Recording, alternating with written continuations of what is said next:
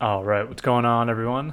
This is Aiden Wood Mix and Mastering here, and today I'm here to talk about something very important when we're talking about our drums, and what that is how we're going to add depth to our drums. Now, what I mean by this is not necessarily having full drums, like let's say we have a lot of really nice full layers within our drums. We have top loops, percussion loops, we have shaker loops, we have everything going on.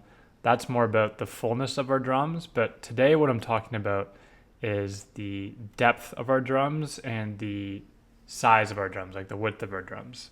So, the main ways, and a lot of people overlook this, but when we listen to drums in our headphones, when we hear them on stereo systems, we will notice a night and day difference when we use these tricks versus when we don't use these tricks.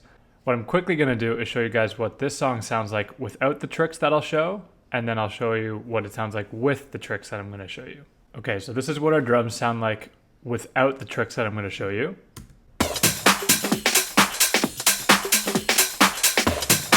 And this is what they sound like with the tricks that I'm going to show you.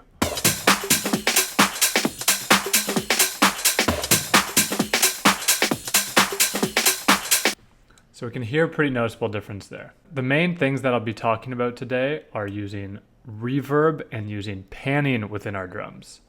Now, the reason these things go overlooked is because they're not necessarily the focal points of our drums.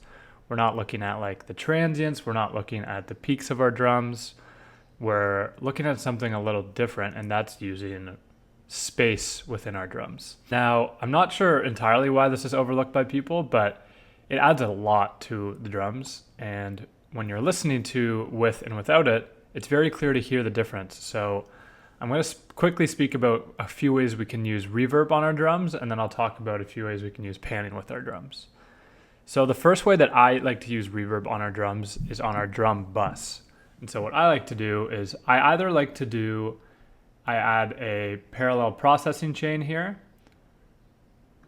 So if we listen here to the little reverb chain, we have a tiny little bit of reverb going on in the background. Again, that's what's adding the depth to our drums. So this is one way to do it. You can do it through a parallel processing chain. If you guys want to use this chain, I can link it down below. I can just use it as a free download if you guys want. So let me know if you want that. And another way to do this is to use the sends within our drum bus. So let's say I didn't have the reverb on here and I wanted to add a little bit to our drum bus.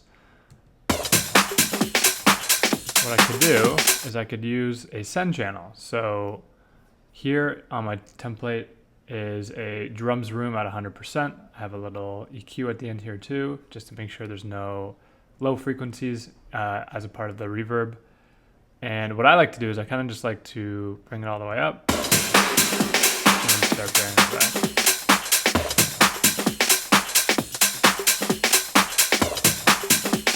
And I usually end up somewhere around like the 50 mark. You don't want it to be too washed. The drums don't hit here. And you don't really want too much more, like maybe go a bit below, but you don't want too much more because it's going to take away from the punch of your drums. So this is one way we can add reverb. The other way that I like to add reverb within my drums is within the channels. So what I like to do is usually I'll have my main snare clap. So I like to add a few layers to my snares and my hats. So I like to have my first snare coming right down the middle, nice and mono. But what I like to do is I'll add some textury sort of claps that will add some reverb and some width and space to our drums. So what I like to do is if we listen to this, we have a nice tail going on in this clap, and that's because we have this clap hybrid here at the end of the channel. So I love using this clap hybrid preset. This is another Ableton preset that works so well. It's it's very nice for your clap. So if we listen without,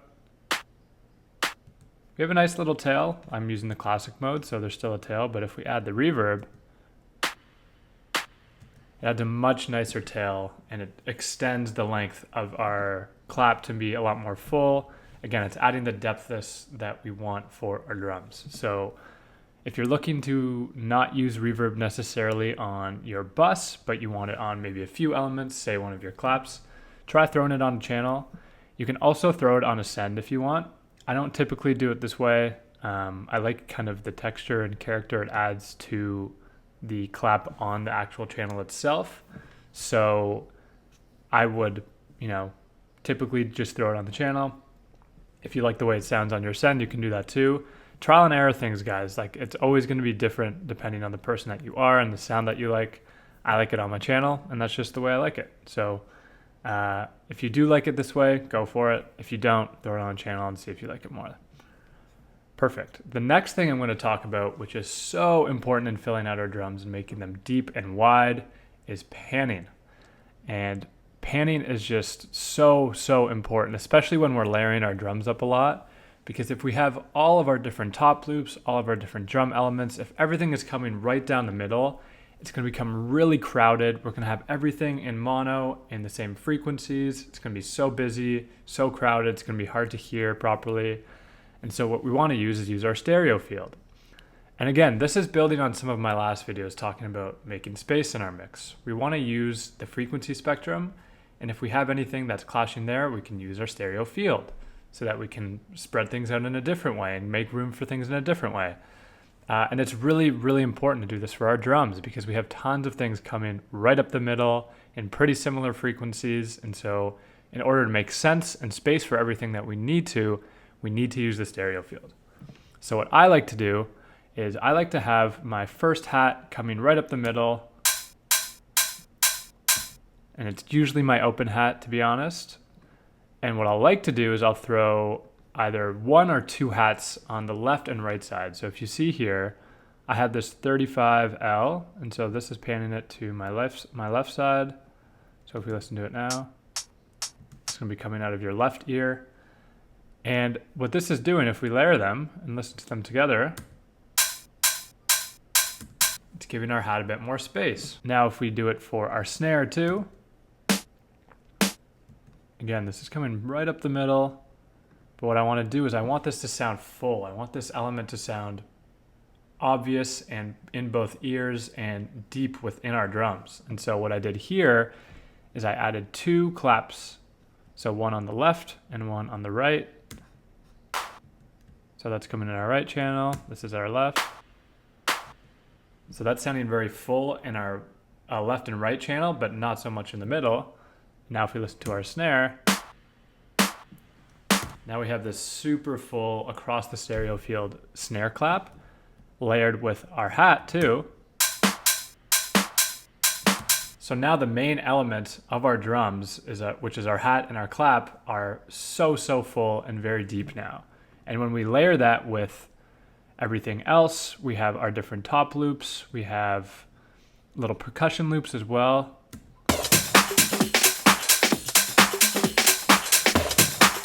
Main elements really filling out the stereo field, and we have our top loops filling everything in between, and it just helps us add all that depth and all that tastiness to our drums that sometimes is overlooked and missed. Sometimes what I like to do as well, I didn't do it for this song here, but what I will like to do is for shakers, I'll sometimes throw a little bit of something called wider on them, and this just helps fill my drums out a little bit more. We listen to it with and without.